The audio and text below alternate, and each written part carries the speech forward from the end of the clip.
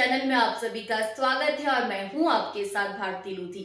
आइए बढ़ते हैं खबरों की ओर। राधा रमन समूह भोपाल द्वारा आयोजित वार्षिक तकनीकी सांस्कृतिक महोत्सव बिहान के अंतर्गत आयोजित सांस्कृतिक संध्या में पार्श्व गायिका अभिनंदा सरकार ने दमादम मस्त कलंदर छाप तिलक सब छीनी रे तो से नैना मिलई के और मैं तो आई तेरे अंगना दरस दिखा जैसे लोकप्रिय सूफी और फिल्मी गीतों की शानदार प्रस्तुति देकर समा बांध दिया। उनके गीतों ने पूरे परिसर को संगीतमय बना दिया और बड़ी संख्या में उपस्थित विद्यार्थियों ने कार्यक्रम का भरपूर आनंद लिया।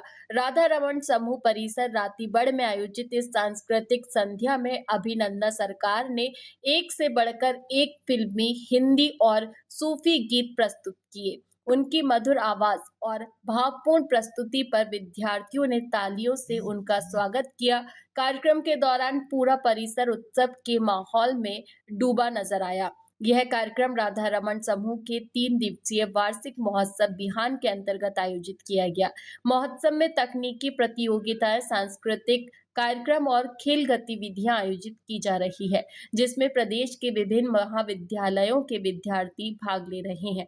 राधा रमन समूह के अध्यक्ष इंजीनियर संजीव सक्सेना ने कहा कि बिहान महोत्सव विद्यार्थियों को शिक्षा के साथ साथ सांस्कृतिक और रचनात्मक गतिविधियों के लिए मंच प्रदान करता है।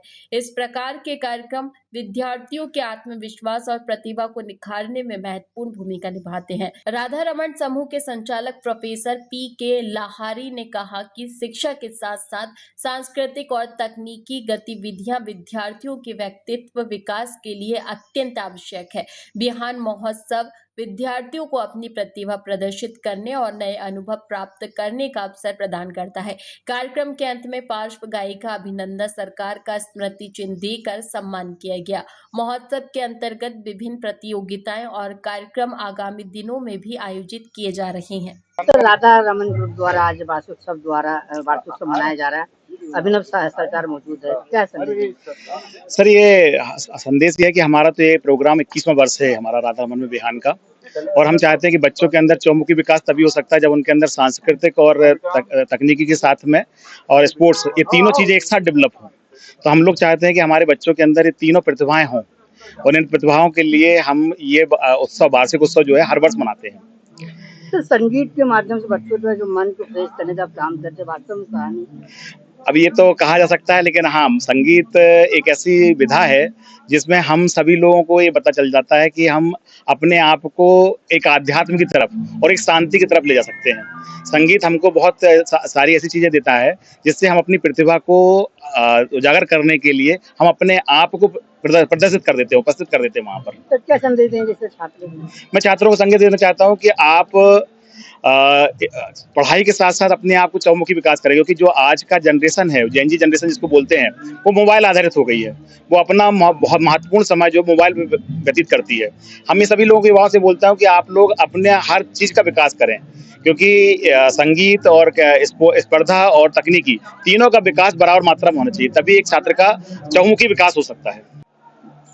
आज भोपाल पहुंचे, भोपाल आपको कैसा लगा? पहले भोपाल मेरा फर्स्ट टाइम, मैं काफ़ी 10 साल से काम कर रही हूँ, लेकिन भोपाल आना मेरा पहली बार हुआ है। तो thanks to Radha Raman college for inviting me. Indore बहुत बार आई हूँ, बट बहुत अच्छा लग रहा है। एंड इतना खूबसूरत है, इतने सारे लेक्स देखने को मिला ऑन द वे। सो आज क्या सुनाएंगे भोपाल वासियों को, स्टूडेंट को राधा रमन? जो सुनना चाहेंगे वही सुनाएंगे। गाना गुनगुना जो आपका सबसे पसंदीदा है आजकल जो चल रहा है, थोड़ी फुर्सत भी मेरी जा कभी बाहों को दीजिए, आज की रात मजा हुस्न का आंखों से लीजिए।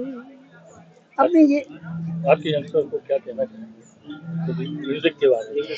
म्यूजिक के बारे में मैं दर्शकों को ये बोलना चाहूँगी कि म्यूजिक के अलावा और कोई ऐसा औषधि नहीं है जो आपको एकदम फिट रख सके, क्योंकि ये नेचुरल औषधि है। तो अगर आपके लाइफ में म्यूजिक नहीं है, उसको ज़रूर इंट्रोड्यूस कीजिए, क्योंकि म्यूजिक से ज़्यादा अच्छी चीज़ और कुछ भी नहीं है। आपको इस फील्ड में आने कितना स्ट्रगल करना?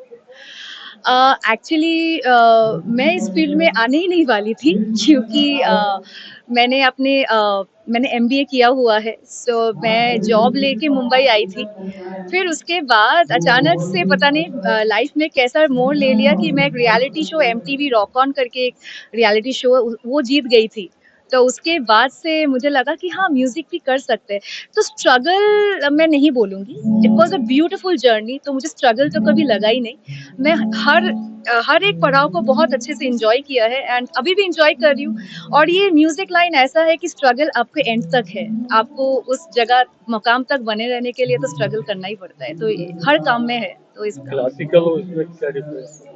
Classical music is the crux of everything, क्योंकि क्लासिकल म्यूजिक नहीं होगा तो म्यूजिक होता ही नहीं है।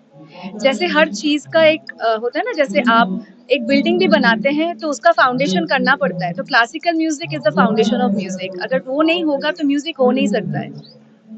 थोड़ा बहुत तो क्लासिकल मुझे ऐसा लगता है सीखना ही चाहिए सबको, अगर किसी को म्यूजिक लाइन में आना चाहिए। सीखना तो होना ही है, बिना सीखे म्यूजिक होता नहीं है। नेचुरल है लेकिन उसको भी तराशने के लिए सीखना तो पड़ता है। राधा रमन ग्रुप के बारे में क्या कहेंगे? राधा रमन, पहले मैं तो अनुराग जी का बहुत शुक्रिया अदा करूंगी। Thank you Anurag ji for this opportunity. और मैं कॉलेज शो के लिए हमेशा ऐसे करके मैंने कॉलेज शो सब शोज छोड़ दूंगी कॉलेज में आने के लिए। So Radha Raman college, thank you so much for having Abhinandan Sarkar and I hope you all have a nice time and same goes for me. Thank you so much. फिलहाल के लिए इस खास खबर में इतना ही। देश विदेश की तमाम बड़ी खबरों को जानने के लिए देखते रहें हेडलाइन 24 न्यूज। नमस्कार।